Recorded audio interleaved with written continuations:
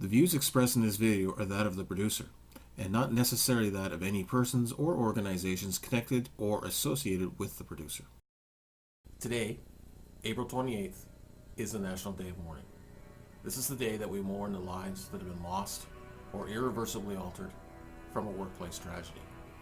Obviously today, my mind is full of images and memories from my own tragedy.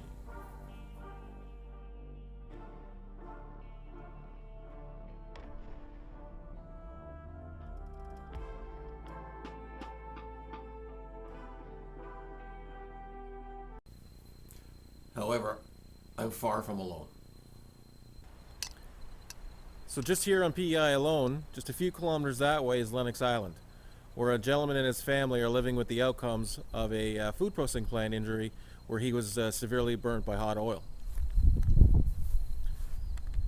Again, just a few kilometers that way is Mulligan's Wharf, where just 2 short years ago a crane broke, fell on a gentleman, killing him instantly, leaving his family and small children behind.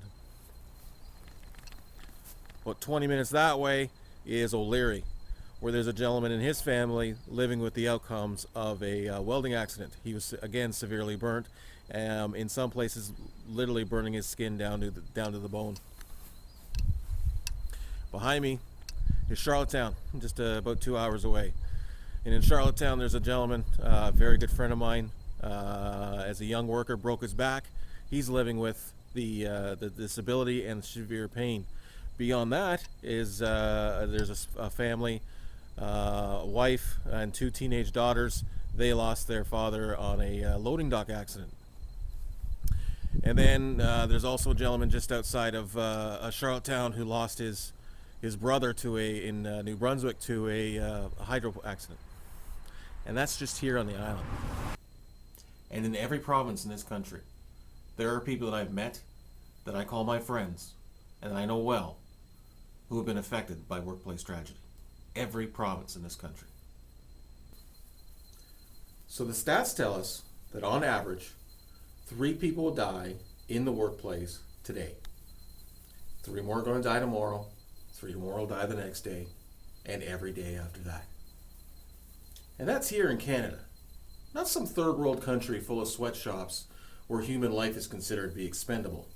That's here in Canada, a first world country. We kill 3 people every day in the workplace. And that doesn't take into account the life-altering injuries or the people who will be diagnosed with an occupational disease. That's insane. So when you go to work, make sure the one thing you accomplish is returning home safely. Return home to your family who needs you and loves you. Don't do to your family what I've done to mine.